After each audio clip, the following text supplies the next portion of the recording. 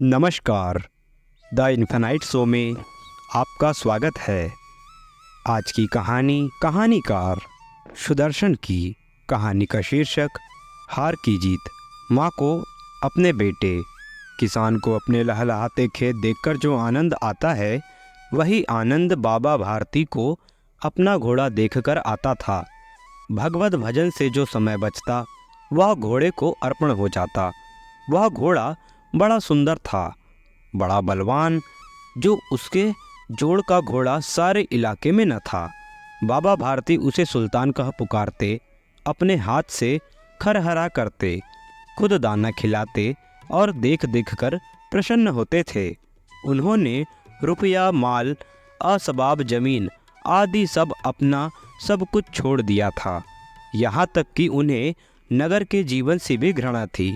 अब गांव से बाहर एक छोटे से मंदिर में रहते और भगवान का भजन करते। मैं सुल्तान के बिना नहीं रह सकूंगा।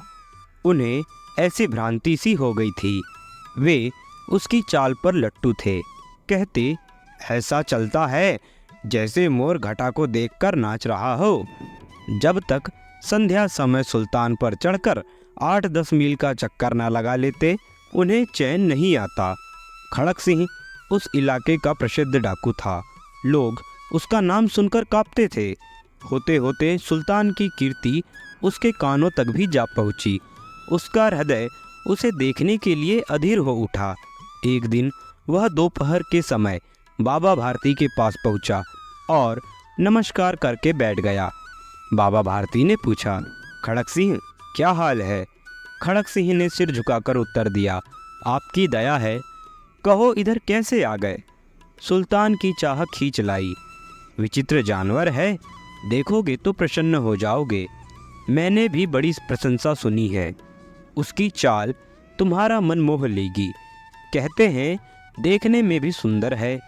क्या कहना, जो उसे एक बार देख लेता है, उसके हृदय पर उसकी छवि अंकित हो जाती है। बहुत दिनों से अभिलाषा थी, आज उपस्थित हो सका हूँ।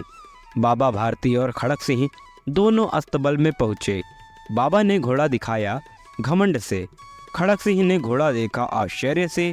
उसने सैकड़ों घोड़े देखे थे, परंतु ऐसा बांका घोड़ा उसकी आंखों से कभी न गुजरा था। सोचने लगा, भाग्य की बात है, ऐसा घोड़ा खड़क सिंह के पास होना चाहिए था। इस साधु को ऐसी चीज़ों से क्या लाभ? कुछ देर तक आश्चर्य से चुपचाप खड़ा रहा। इसके पश्चात उसके हृदय में हलचल होने लगी। बालकों की सी अधीरता से बोला, परंतु बाबा जी, इसकी चाल ना देखी तो क्या? बाबा भारती भी मनुष्य ही थे। अपनी चीज की प्रसन्नता दूसरों के मुख से सुनने के लिए उनका हृदय भी अधीर हो उठा। घोड़े को खोलकर बाहर लाए और उसकी पीठ पर हाथ फेरने लगे। एकाएक उचक्कर सवार हो गए। घोड़ा हवा से बातें करने लगा। उसकी चाल को देखकर खड़क सिंह के हृदय पर सांप लौट गया। वह डाकू था और जो वस्तु उसे पसंद आ जाए, उस पर वह अधिकार अपना समझता था। उसके पास बाहुबल था, आदमी थे और बेरहमी थी।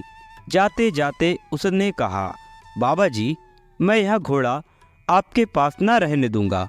बाबा भारती डर गए। अब उन्हें रात को नींद न आती। सारी रात अस्तबल की रखवाली में कटने लगी। प्रतिक्षण खड़क सिंह का भय लगने लगा, परंतु कई मास बीत गए और वह न आया। यहाँ तक कि बाबा भारती कुछ असावधान हो गए और इस भय को स्वप्न के भय की तरह मिथ्या समझने लगे। संध्या का समय था। बाबा भारती सुल्तान की पीठ पर सवार होकर घूमने जा रहे थे। इस समय उनकी आंखों में चमक थी, मुख पर प्रसन्नता। कभी घोड़े के शरीर को देखते, कभी उसके रंग को, और मन में फूले न समाते थे। सहसा एक ओर से आवाज आई, ओ बाबा, इस कंगले की सुनते जाना। आवाज में करुणा थी। बाबा ने घोड़े को रोक लिया। देखा, एक अपाहिज वृक्ष की छाया में पड़ा कराह रहा है। बोले, तुम्हें क्या कष्ट है? अपाहिज ने हाथ जोड़कर कहा, बाबा, मैं दुखियारा हूँ, मुझ पर दया करो। रामबाला यहाँ से 3 मील है, मुझे वहाँ जाना है। घोड़े पर चढ़ा लो, परमात्मा भला करेगा। वहाँ तुम्हारा कौन है? दुर्गा दत्त वैद्य का नाम आपने सुना होगा, मैं उनका सौतेला भाई हूँ। बाबा भारती ने घोड़े से उतरकर अपाहिज को घोड़े पर सवार किया और स्वयं उसकी लगाम पकड़कर धीरे धीरे चलने लगे। सहसा उन्हें एक झटका सा लगा और लगाम हाथ से छूट गई। उनके आश्चर्य का ठिकाना ना रहा जब उन्होंने देखा कि अपाहिज घोड़े की पीठ पर तनकर बैठा और घोड़े को दौड़ाए जा रहा है।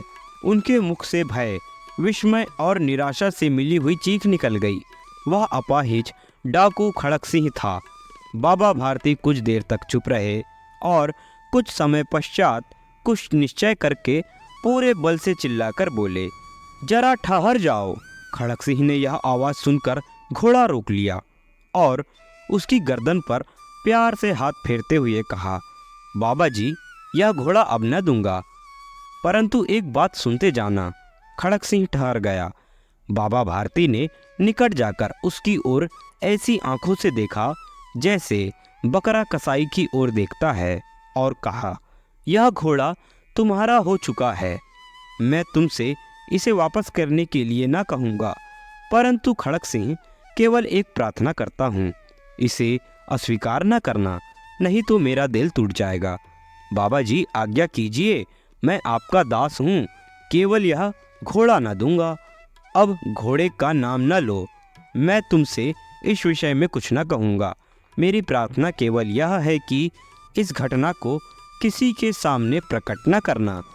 खड़क सिंह का मुंह आश्चर्य से खुला रह गया। उसे लगा था कि उसे घोड़े लेकर यहाँ से भागना पड़ेगा, परंतु बाबा भारती ने स्वयं उसे कहा कि इस घटना को किसी के सामने प्रकट न करना। इससे क्या प्रयोजन सिद्ध हो सकता है? खड़क सिंह ने बहुत सोचा, बहुत सिर मारा, परंतु कुछ समझ न सका। हार कर उसने अपनी आंखें बाबा भारती के मुख पर गड़ा दी और पूछा, बाबा जी, इसमें आपको क्या डर है? सुनकर बाबा भारती ने उत्तर दिया, लोगों को यदि इस घटना का पता चलेगा तो वे किसी गरीब पर विश्वास नहीं करेंगे, दुनिया से विश्वास उठ जाएगा। और यह कहते कहते उन्होंने सुल्तान की ओर इस तरह मुंह मोड़ लिया जैसे उसका उससे कोई कभी रिश्ता ही ना रहा हो। बाबा भारती चले गए, परंतु उसके शब्द खड़क सिंह के कानों में उसकी प्रकार गूंज रहे थे। सोचता था, कैसे ऊंचे विचार है, कैसा पवित्र भाव है। उन्हें इस घोड़े से प्रेम था। इसे देखकर उनका मुख कुल की नाई खिल जाता था। कहते थे, इसके बिना मैं ना रह सकूंगा। इसकी रखवाली में वे कई रात नहीं सोए, भजन भक्ति न कर रखवाली करते रहे, परंतु आज उनके मुख पर दुख की रेखा तक दिखाई न पड़ती थी। उन्हें केवल यह ख्याल था कि कहीं लोग गरीब पर विश्वास करना न छोड़ दें। रात के अंधेरे में खड़क सिंह बाबा भारती के मंदिर पहुंचा। चारों ओर सन्नाटा था, आकाश में तारे टिमटिमा रहे थे। थोड़ी दूर गांव के कुत्ते भौंक रहे थे। मंदिर के अंदर कोई शब्द सुनाई न देता था। खड़क सिंह सुल्तान की बाग पकड़े हुए था। वह धीरे धीरे अस्तबल के फाटक पर पहुंचा। फाटक खुला पड़ा था। किसी समय वहां बाबा भारती स्वयं लाठी देकर पहरा देते रहते थे, परंतु आज उन्हें किसी चोरी, किसी डाके का भय न था। खड़क सिंह ने आगे बढ़कर सुल्तान को उसके स्थान पर बांध दिया और बाहर निकलकर सावधानी से फाटक बंद कर दिया। इस समय उसकी आंखों में पश्चाताप के आंसू थे। रात्रि का तीसरा पहर बीत चुका था। चौथा पहर आरंभ होते ही बाबा भारती ने अपनी कुटिया से बाहर निकल ठंडे जल से स्नान किया। उसके पश्चात इस प्रकार जैसे कोई स्वप्न में चल रहा हो, उनके पांव अस्तबल की ओर बढ़े, परंतु फाटक पर पहुंचकर उनको अपनी भूल प्रतीत हुई। साथ ही घोर निराशा के पांव को मन भर भारी बना दिया। वे वहीं रुक गए। घोड़े ने अपने स्वामी के पांव की चाँप को पहचान लिया और जोर से हिनहिनाया। अब बाबा भारती आश्चर्य और प्रसन्नता से दौड़ते हुए अंदर घुसे और अपने घोड़े से गले में लिपटकर इस प्रकार रोने लगे, मानो कोई पिता बहुत दिनों से बिछड़े पुत्र से मिल रहा हो। बार बार उसकी पीठ पर अपना हाथ फेरते, बार बार उसके मुंह पर थपकियां देते और कहते थे, अब कोई गरीब की सहायता से मुंह न मोड़ेगा। थोड़ी देर बाद जब वह अस्तबल से बाहर निकले तो उनकी आंखों से आंसू बह रहे थे। ये आंसू उसी भूमि पर ठीक उसी तरह गिर रहे थे जहां बाहर निकलने के बाद खड़क सिंह खड़ा होकर रोया था। दोनों आंसुओं का उस भूमि की मिट्टी पर परस्पर मेल हो गया। मित्रों, यह कहानी थी सुदर्शन की। यह कहानी हमें बहुत कुछ सिखाती है। यह कहानी से हमें परस्पर निस्वार्थ भाव की सेवा और कुछ त्यागने, कुछ स्वीकारने और सही मार्ग पर चलने की सीख मिलती है। अगर आपको हमारी यह कहानी पसंद आती है तो हमारे वीडियो को लाइक करें, हमारे चैनल को सब्सक्राइब करें, हमारी बाकी कहानियों को देखना ना भूलें। हमें दीजिए इजाज़त, जल्द ही मिलेंगे नए दिन नई कहानी के साथ। जब तक के लिए नमस्कार।